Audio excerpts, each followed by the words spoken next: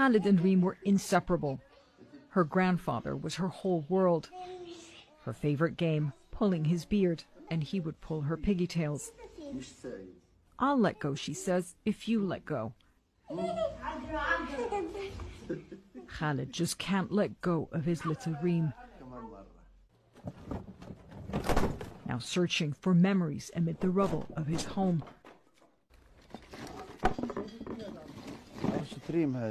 This was Reem's doll, he says.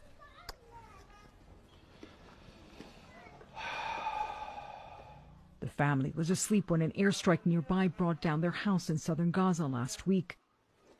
Khalid woke up screaming for his children and grandchildren, struggling to walk in the dark and through the wreckage to find them.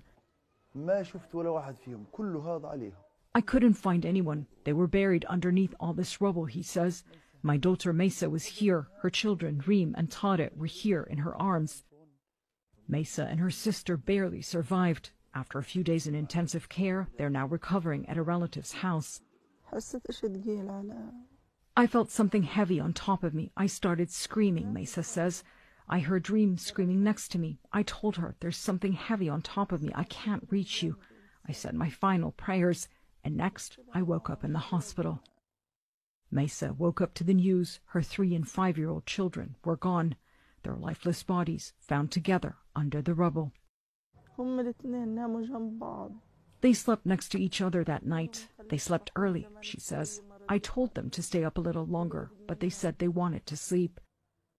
At the hospital, I was just numb, she says. I hugged them. I wanted to get as many hugs as I could. No matter how much I hugged them, I didn't get enough.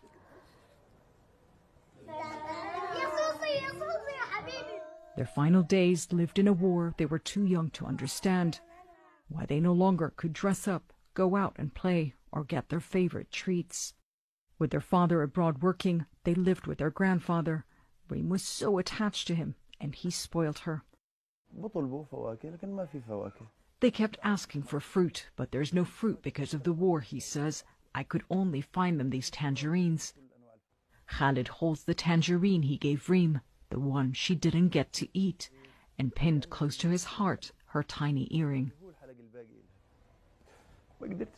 He breaks down as he remembers their final evening, how his grandchildren begged him to take them out to play.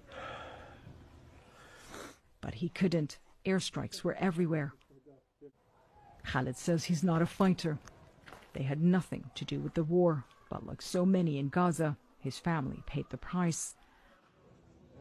Khalid held Reem in his arms for one last time.